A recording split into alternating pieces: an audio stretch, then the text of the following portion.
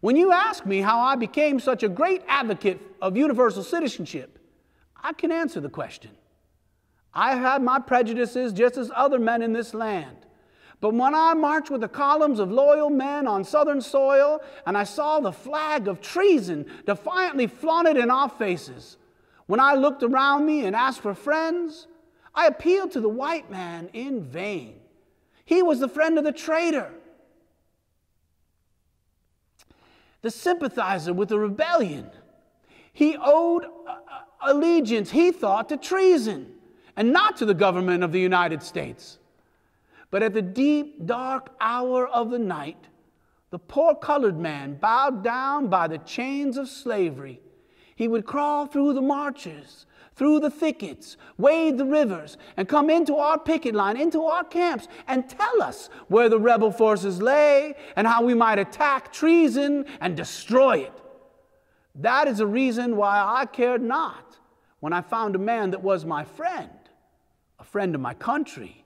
Though his skin was black, I could trust him sooner than I could the white traitor. Hence, I want him to have the protection of the law, and I am in favor of him having it. I have recently spoken out in favor of Negro rights. Negroes have earned the right to vote and to serve in Congress. I would rather have a Negro sit beside me in the legislature and a colored person in the White House would not be amiss.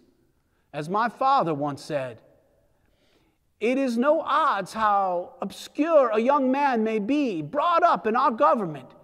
He may aspire even to the presidential chair.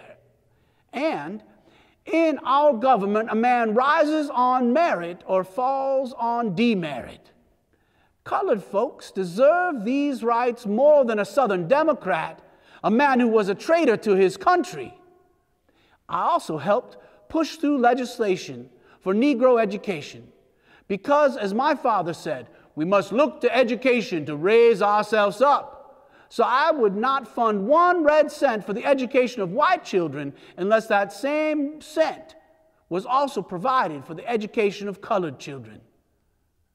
Maybe this is why, in the recent presidential election, Frederick Douglass, who I'm proud to call a friend, once wrote, "No man has been bolder and truer to the cause of the colored man and to this country than has John A. Logan." In the recent presidential election, there was a rumor that if I had been at the top of the ticket and not the vice president, the colored vote might have turned out in greater number, and the White House would not be inhabited by Grover Cleveland. I will also admit that I had some trouble retaining my seat in the Senate